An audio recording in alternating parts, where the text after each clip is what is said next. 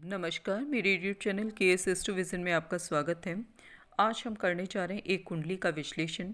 जन्म की का दिन है 21 दिसंबर 1971। टाइम 4:55 सुबह का समय। प्लेस है दिल्ली। तो इस डिटेल के आधार पर जो हमने ये कुंडली तैयार की, तो ये कुंडली बनती है वृश्चिक लग्न की। और लग्न में ही जुपिटर विराजमान है बुध के साथ में। जुपिटर के पास में लॉर्डशिप है धन भाव की एवं पंचम भाव ज्ञान भाव की, स्पेकुलेशन एक्टिविटीज़ के भाव की, लव अफेयर के भाव की और संतान भाव की। तो इन सब चीज़ों के लॉर्ड होकर के जो जुपिटर हैं वो लग्न में बैठे हैं, लेकिन वृश्चिक राशि जुपिटर के लिए फेवरेबल राशि नहीं है। हालांकि मंगल और जुपिटर आपस में मित्र होते हैं, लेकिन फिर भी कोई भी अग्नि तत्व वाला प्लेनेट जब जल राशि में बैठा होता है तो वो अपना फुल इफेक्ट देने में सक्षम नहीं हो पाता है, क्योंकि जुपिटर का जो एलिमेंट है, तत्व है, वो है फायर, अग्नि। और जो वृश्चिक राशि है वो जल तत्व वाली राशि है। तो यही कारण है कि जो जुपिटर प्लेनेट है वो इस राशि में, जल तत्व की राशि में, अपनी मैक्सिमम जो एनर्जी है उसकी है, उसको वो रिटेन नहीं कर पाता। और जल राशि में बैठा हुआ कोई भी जो प्लेनेट होता है वो थोड़ा सा वेवरिंग माइंड को इंडिकेट करता है। तो यहाँ पर जो है, और लग्न का जो लॉर्ड बनता है वो यहाँ पे बनता है मंगल। और मंगल कहाँ पर बैठा है? मंगल जुपिटर के घर में पंचम भाव में, यानी कि ज्ञान भाव, संतान भाव और शिक्षा के भाव में जा कर के बैठ गया है। और मंगल जो है वो भी अग्नि तत्व वाला प्लेनेट है, और वो भी जल तत्व वाली राशि में फेवरेबल फील नहीं करता है। ठीक है, तो यहाँ पर हाउस एक्सचेंज हो रहा है। पंचम भाव का लॉर्ड लग्न में और लग्न का लॉर्ड पंचम भाव में। तो ये ज्ञान और बुद्धि की दृष्टि से तो अच्छा है योग, लेकिन जब हम इनके बल की तरफ देखते हैं तो लग्न का जो लॉर्ड है मंगल, वो केवल 2 डिग्री 35 अंश का है। और जो लग्न का लॉर्ड है मंगल, इसका जब हम देखते हैं कि ये किस नक्षत्र में है, इसका नक्षत्र लॉर्ड कौन प्लेनेट बनता है, तो नक्षत्र लॉर्ड है इसका जुपिटर। और जो जुपिटर है वो भी फेवरेबल होकर के नहीं बैठा है लग्न में। अब हमें देखना होगा कि जुपिटर का नक्षत्र लॉर्ड कौन है। तो जब हम देखते हैं, जुपिटर का नक्षत्र लॉर्ड जो है वो ज्येष्ठा नक्षत्र है। तो ज्येष्ठा नक्षत्र होता है बुध का, तो इसका लॉर्ड बना बुध, मरकरी प्लैनेट। तो मरकरी जो प्लैनेट है, ये आपकी जो कुंडली है इसमें लग्न में ही बैठा है, और ये भी फेवरेबल होकर के नहीं बैठा है। तो इस हिसाब से अगर हम देखते हैं, मरकरी के पास में लॉर्डशिप किसकी है? अष्टम भाव की और इनकम हाउस की। तो यानी कि जीवन में इन दो पक्षों से रिलेटेड आपको सावधान होकर के चलना पड़ेगा। अष्टम भाव से किस चीज़ का विचार किया जाता है वो भी आपको देखना होगा, क्योंकि उसी से आपको संभलना है। तो अष्टम भाव जो होता है वो जॉइंट संपत्ति का होता है। इसके साथ साथ इनहेरिटेंस का भी होता है, उत्तराधिकार का। फिर इंश्योरेंस का जो अमाउंट होता है वो भी इससे देखा जाता है। रिसर्च आदि को भी ये अष्टम भाव ही शो करता है। तो यहाँ पर जो अष्टम भाव का और इनकम हाउस का लॉर्ड है वो जो है लग्न में बैठा है, और वो भी अपने अनफ्रेंडली साइन में बैठा है। तो ऐसे में क्या होगा कि इन चीज़ों से, अष्टम भाव के जो सिग्निफिकेशंस हैं उससे आपका नुकसान हो सकता है, जिसके कारण आपके इनकम फ्लो पर फ़र्क पड़ेगा, बुरा असर पड़ेगा। तो ये इस तरीके का जो रिज़ल्ट है आपको देगा ये जो बुध है। और अब हम देखते हैं कि जो बुध है इसका जो जिस राशि में बैठा है मंगल की राशि में, तो बुध का डिपॉजिटर प्लेनेट हो गया मंगल। तो मंगल ऑलरेडी हमने डिस्कस कर लिया कि वो ये जो है जल राशि में बैठा हुआ है, मीन राशि में। तो वो भी बहुत फेवरेबल होकर के नहीं बैठा है। तो ये एज के साथ में भी, आयु को भी आपकी जो है नेगेटिव वे में प्रभावित करेगा ये जो प्लेसमेंट है। तो इसीलिए यहाँ पर मैं आपको जो एडवाइस दूंगी वो ये दूंगी कि आप लग्न के लॉर्ड मंगल को मजबूत करें। मजबूत कैसे करेंगे? आप मंगल के मंत्र का चेंट करें, हनुमान चालीसा पढ़ें, और हर मंगलवार को आप हनुमान जी के मंदिर में जाएं। अगर मंगल को आप मजबूत नहीं करेंगे तो जो आपकी कुंडली में जो छठा भाव है ना, उसके लॉर्ड भी ये मंगल ही हैं। और जो छठा भाव होता है वो किन चीज़ों का होता है? छठा भाव होता है बीमारियों का, कर्जे का, शत्रु का, प्रतिस्पर्धा का, सर्विस का भाव भी यही होता है। तो यानी कि छठा भाव का लॉर्ड जो अगर कमज़ोर स्थिति में अगर होगा तो ये सारी जो चीज़ें हैं ये नेगेटिवली प्रभावित होंगी। शत्रुओं से आपको परेशानी बढ़ जाएगी। फिर दूसरा, आपका प्रोफेशनल, आपकी लाइफ में आपको बहुत ज़्यादा कंपटीशन का सामना करना पड़ेगा। फिर आपको अगर लोन लेते हैं, लेने में भी कठिनाई आएगी और लोन चुकाते हैं तो भी उसमें कठिनाई का सामना करना पड़ेगा। तो इस तरीके की परेशानियां आपको जीवन में परेशान करेंगी। और ये कब होगा, क्यों होगा? क्योंकि मंगल जो है कमज़ोर है, इस वजह से अब वो अपने सिग्निफिकेशंस को प्रोटेक्ट नहीं कर पा रहा है। तो यहाँ पर आपको मंगल के बल को बढ़ाना होगा अपना मंत्र चैंट करके, हर ट्यूसडे को हनुमान जी के मंदिर जा कर के और हनुमान चालीसा का पाठ करके। फिर उसके बाद में एक और चीज़ हमें यहाँ पे देखनी होगी कि अब लग्न पर किस किस प्लैनेट की दृष्टि है। लग्न पर जिस प्लैनेट की दृष्टि है, क्या वो लग्न के लिए फेवरेबल है? तो लग्न में तो मंगल का नंबर है वृश्चिक राशि, और मंगल के लिए फेवरेबल प्लैनेट कौन कौन से होते हैं? जुपिटर होता है, और खुद मंगल तो होगा ही अगर मंगल की लग्न पर दृष्टि हो, लेकिन मंगल की लग्न पर दृष्टि नहीं है। और जुपिटर जो है वो इस साइन में फेवरेबल रिजल्ट नहीं देता है, वृश्चिक राशि में, जल तत्व की राशि में। और जुपिटर की जब हम डिग्रीज को देखते हैं तो वो मृत अवस्था में 26 डिग्री का है। और जुपिटर का जो ज्येष्ठा नक्षत्र में है ये बैठा है, और वो कॉम्बस्ट स्थिति में है, अस्त अवस्था में है। तो इसलिए क्या करना होगा, आपको जुपिटर को भी बलि बनाना होगा, क्योंकि जुपिटर आपकी कुंडली में धन भाव का भी लॉर्ड है और ज्ञान भाव का भी लॉर्ड है। तो इसको आप बलि बनाएंगे तो आपको फेवरेबल रिजल्ट मिलेंगे। फिर आपका हम आगे देखते हैं कि अष्टम भाव का जो लॉर्ड है बुध है ना, वो तो लग्न में बैठा है, और अष्टम भाव से अष्टम भाव को हम देखते हैं उसकी स्थिति क्या है। तो अष्टम भाव में जो है जेमिनी साइन है, और अष्टम से अष्टम पड़ता है आपका तीसरा भाव।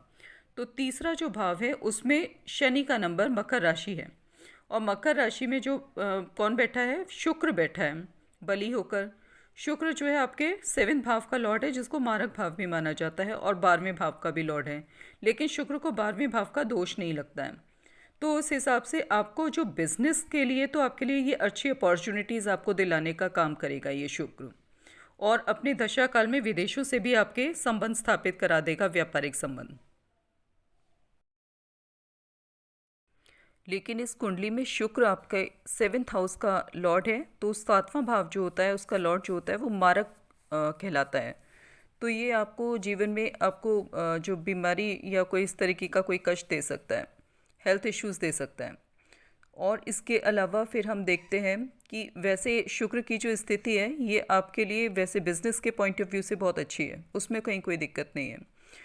फिर हम शनि को देखते हैं, क्योंकि जो 3rd हाउस में हाउस का लॉर्ड है वो शनि है, चौथे भाव का लॉर्ड भी शनि है, और इन दोनों हाउस की लॉर्डशिप लेकर के वो 7म भाव में बैठा है, हाउस ऑफ बिजनेस में, हाउस ऑफ पार्टनरशिप में।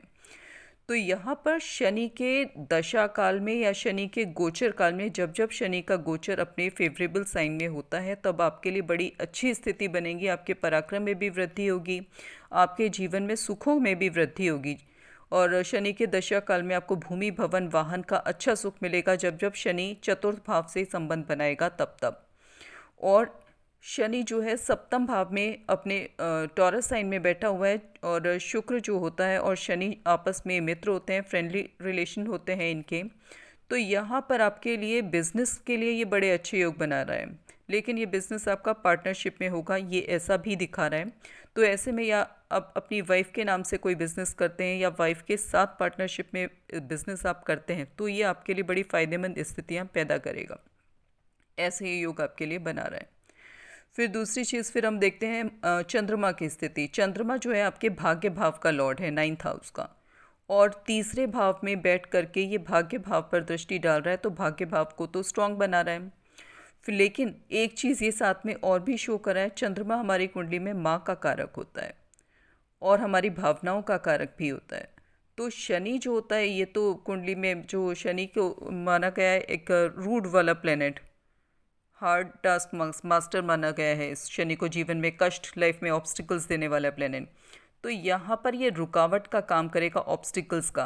किस चीज़ के लिए ऑब्स्टिकल पैदा करेगा? आपको अपनी फीलिंग्स को प्रेजेंट करने में आप जो है भावनात्मक कठिनाई महसूस करेंगे। जो आपके मन मस्तिष्क में चल रहा होगा उसको आप इफ़ेक्टिवली जो है कम्युनिकेट नहीं कर पाएंगे, व्यक्त नहीं कर पाएंगे। इस तरीके की स्थितियाँ ये आपकी जीवन में हैं या होंगी, ये प्लैनेट ये शो कर रहा है। फिर हम देखते हैं कि जो भाग्य भाव में प्लैनेट बैठा है केतु, तो केतु में आधा असर मंगल का बताया जाता है, और ये बैठा किस में है? कर्क राशि में, यानी कि जल तत्व की राशि में। तो यहाँ पर जो केतु है ना, ये भी बहुत अपना पॉजिटिव इफ़ेक्ट नहीं दे पाएगा, क्योंकि अग्नि वाला प्लेनेट जल राशि में जो होता है उसको बहुत ज़्यादा अपनी पावर्स को वो रिटेन नहीं कर पाता। इसका कारण ये होता है। फिर हम राहु की स्थिति देखते हैं। राहु पराक्रम भाव में बैठा है। शनि के तुल्य माना जाता है राहु को, शनिवत कहा जाता है, शनि जैसा प्रभाव देने वाला राहु को। लेकिन जब राहु के हम नक्षत्र लॉर्ड की तरफ देखते हैं तो वो श्रवण नक्षत्र में बैठा है, श्रवण 2, चरण 2। तो श्रवण नक्षत्र का लॉर्ड बनता है चंद्रमा, और उसका जो सेकंड चरण होता है उसका लॉर्ड भी जो बनता है वो बनता है मंगल। तो मंगल तो खुद ही जो है बलहीन अवस्था में बैठा हुआ है। तो यहाँ पर और मंगल और राहु वो आपस में जो है फेवरेबल नहीं होते हैं। तो यहाँ पे अल्टीमेटली ये राहु जो है ये आपके लिए स्थितियों को ख़राब करता हुआ भी दिख रहा है। तो थोड़ा सा अपने एफर्ट्स को, अपने कम्युनिकेशन को, क्योंकि थर्ड हाउस जो है वो house of communication, house of marketing और शॉर्ट डिस्टेंस ट्रेवल, इन सब चीज़ों को भी इंडिकेट करता है, और सेल्फ एफर्ट्स को भी, और हाथ से जो भी कार्य किए जाते हैं उन सब को भी इंडिकेट करता है थर्ड हाउस।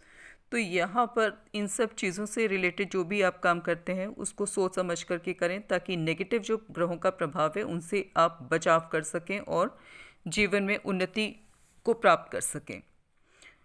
अब बात करते हैं सूर्य की। तो सूर्य आपकी कुंडली में दशम भाव का लॉर्ड होकर के जो है धन भाव में, सेकंड भाव में बैठा हुआ है, और यहाँ पर वो फेवरेबल होकर के बैठा है, और इस कारण से आपकी कार्य की स्थिति को भी बेहतर बनाता हुआ दिख रहा है, और अर्जित धन संपत्ति की स्थिति भी बेहतर बनाता हुआ ये दिख रहा है। तो ये प्लैनेट जो है आपकी कुंडली में बहुत फेवरेबल आपको रिजल्ट दे रहा है। लेकिन आपका जो पूरा बर्थ चार्ट मैंने एनालिसिस किया उसके आधार पर मेरी कुछ रिकमेंडेशन है आपके लिए, कुछ उपाय जो आपको फॉलो करने चाहिए, जिससे कि आप मैक्सिमम जो है ग्रह नक्षत्रों का फ़ायदा उठा सकें। सबसे पहले तो आपको लग्न लॉर्ड मंगल को स्ट्रॉन्ग करना है। ट्यूसडे को हनुमान जी के टेम्पल में जाना है, हनुमान चालीसा का पाठ करना है, डेली करें तो और भी अच्छा है हनुमान चालीसा का पाठ। दूसरा, जुपिटर को भी स्ट्रॉन्ग बनाएं, जैसे कि ज्ञान एवं संतान एवं धन, इन तीनों ही दृष्टियों से आपको फ़ायदा हो। फिर कर्म भाव एवं धन भाव को अच्छा करने के लिए सन को स्ट्रॉन्ग करें, क्योंकि सन की स्थिति अच्छी है, लेकिन ये बल वाइज केवल 4 डिग्री का है। तो सूर्य को अगर आप मजबूत करेंगे ना तो आपको और ज़्यादा फ़ायदा होगा। तो ये इस पर आपको ध्यान देना है। फिर आपको बिजनेस से अगर ज़्यादा लाभ प्राप्त करना है तो आपको शनि जो है ना इसको मजबूत करें, क्योंकि शनि आपके सुख भाव का भी लॉर्ड है और साथ में फेवरेबल होकर के बैठा है टॉरस साइन में। तो यहाँ पे व्यापार की स्थितियों को ये बेहतर बनाएगा आपके लिए। हालांकि 7th हाउस का जो लॉर्ड है, 7th हाउस के लॉर्ड को मारक माना जाता है, लेकिन यहाँ पर वो नेगेटिवली नहीं पॉजिटिवली आपका ये बैठा हुआ है पॉजिटिव साइन में। तो ऐसा कुछ इसे फल देना नहीं चाहिए, ठीक है, लेकिन फिर भी आप संभल करके रहें। और जो सेकंड भाव होता है ना, सेकंड भाव का जो लॉर्ड होता है वो भी मारक की भूमिका निभाता है अगर नेगेटिवली प्लेस्ड हो। सॉरी, लेकिन यहाँ पर क्या है, जो सेकंड हाउस का जो लॉर्ड है जुपिटर वो नेगेटिवली प्लेस्ड है, तो यहाँ पर ये भी आपके लिए मुश्किलें पैदा कर सकता है हेल्थ से रिलेटेड। तो आपको यहाँ पे जुपिटर का ना मंत्र चैंट करना चाहिए, और अगर कहीं कुछ प्रॉब्लम होती है तब स्पेसिफिक कंडीशन में, जब इसका गोचर किसी फेवरेबल साइन में ना चल रहा हो, किसी शत्रु राशि में चल रहा हो और आपको कुछ प्रॉब्लम, हेल्थ इश्यूज आने शुरू हो गए हो, तब इसका दान करना चाहिए। तो ये था मेरा विश्लेषण। आज की वीडियो को अब मैं यहीं पे समाप्त करती हूँ। नमस्कार।